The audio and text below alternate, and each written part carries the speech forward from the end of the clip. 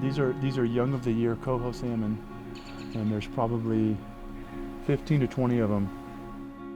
And before we got this really large culvert in this road prism out of here and restored the stream, I have some photos of a sockeye salmon that was just circling around here. And then sure enough, once we got the culvert out, we put this wood in and the natural processes has begun, and it's working. The water is clean, it's cold, and there's more than 15. There's got to be 30 little salmon right there. Happy as can be.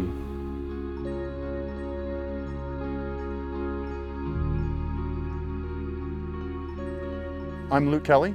I'm the Western Washington Program Director for Trout Unlimited. I've been doing conservation work pretty much my whole life, but as a professional, I've been focused on river restoration for over 20 years. The Olympic Peninsula showed up on my radar when I was a fly fishing guide in Colorado. I had heard about this place that was unlike any other. And not only did it have some decent trout fishing, it had steelhead, wild steelhead, big steelhead.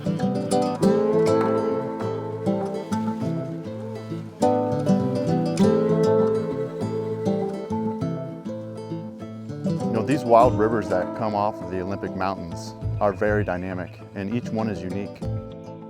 These rivers are home to steelhead, Chinook salmon, coho salmon. Some of these rivers have sockeye salmon in them, and we still have some remnant populations of chum salmon.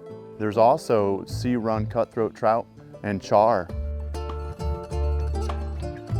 So we have these incredibly wild rivers with incredible potential, amazing history with numbers of fish.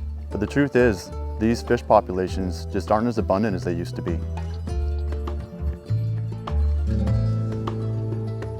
We are still dealing with the legacy impacts of some of the historical timber extraction that's happened here. Hundreds, if not thousands of miles of forest roads were created. All of these forest roads that are no longer being maintained have culverts. Some of these culverts are undersized, they're deteriorated, and blocking fish. A lot of what we're trying to do is replace these culvert barriers with fish passable structures so these fish can move up and downstream as needed. A critical element of this restoration work on the Olympic Peninsula is the Cold Water Connection campaign. This is a partnership between Wild Salmon Center, Coast Salmon Partnership, and Trout Unlimited. Our team is collaborating closely with coastal treaty tribes, landowners like Olympic National Forest, other agencies and stakeholders. On the Washington coast, we are closer to right than most places in Washington state. A lot of these streams, particularly on the Olympic Peninsula, but really throughout the Washington coast, have cool, clean water the fish need. They just need to get there. You often think of fish passage, big, large dam projects, but we have these 1,000 mini dams, right? I love it. So what we're doing with the Cold Water Connection campaign and all of these barriers is, as we correct them, we are taking out a dam one at a time. It may not be a concrete wall, it may be a round culvert, but it is opening up access for these fish. Opening up these culverts actually will help get these fish to cold water sources to withstand warmer temperatures in the summer. Our idea is to replace this culvert with something that, as a fish is migrating upstream or downstream, they won't realize they're in a culvert. It's been great to see the Cold Water Connection campaign come together. The tribes, the county, federal government, funding agencies, private landowners come together and identify those barriers that we want to take care of first.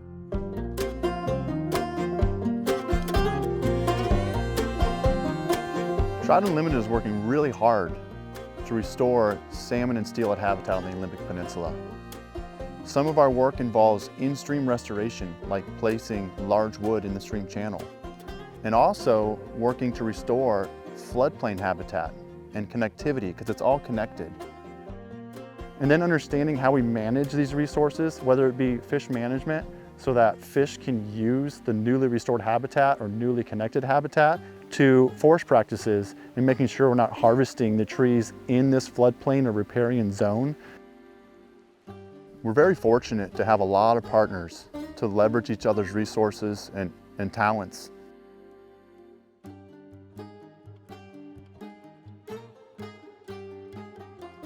We know that nationally, Trout Unlimited has worked with our agency's leadership to develop a Keystone Agreement, which sets the stage for all of us to be able to work and learn together. And they're good paying jobs. People can stay, they can continue on in natural resources fields as a family. Yeah. It's really important to the legacy of the area. Good to see you. Good to see you again, Luke. You got a lot of work going right now? Oh yeah, been doing a lot of fish projects. We got a lot ahead of us. It's created a lot of work for us, and we appreciate the opportunities every single time. You know, there's a lot of federal infrastructure funding coming our way. Excellent. But we really need guys like you, boots on the ground. And in the end, it should benefit us, right? It benefits you and your company. It benefits the fish. And it really benefits the whole local communities. Well, we're ready to go to work.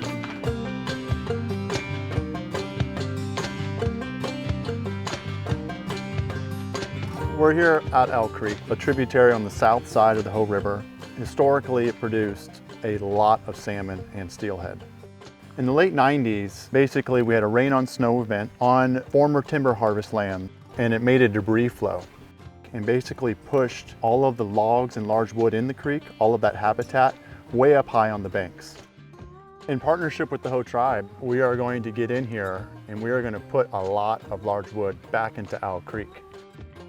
We know that Owl Creek historically supported Chinook salmon runs. Just from an economic standpoint, spring Chinook are the most valuable salmon that our fishermen catch.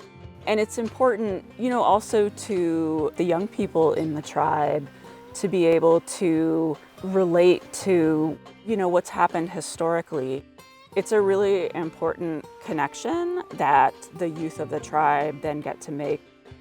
You know, really healthy and vibrant salmon populations is going to help keep that connection alive.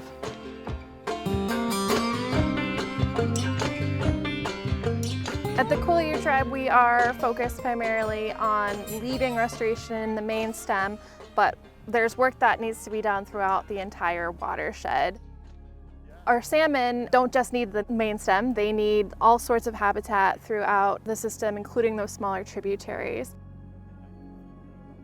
One person can't do it all, one group can't do it all, and we need partners like Trout Unlimited who are doing a lot of the work on those culverts and a lot of those smaller tributaries so that we can focus our efforts on the main stem, and together we get a complete picture.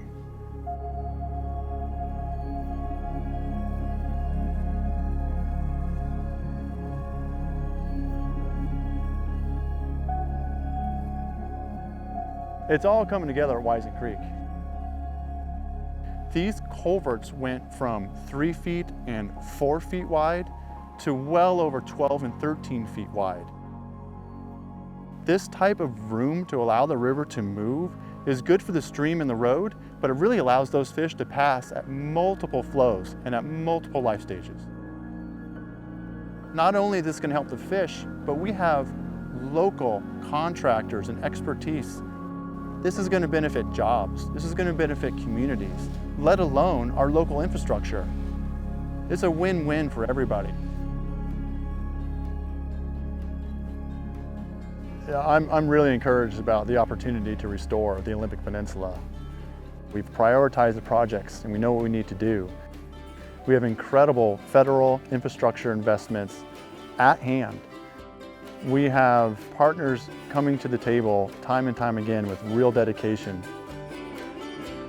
And really coming together and collaborating is how we're going to get it done. That's how we're going to really restore this habitat and restore these fish populations.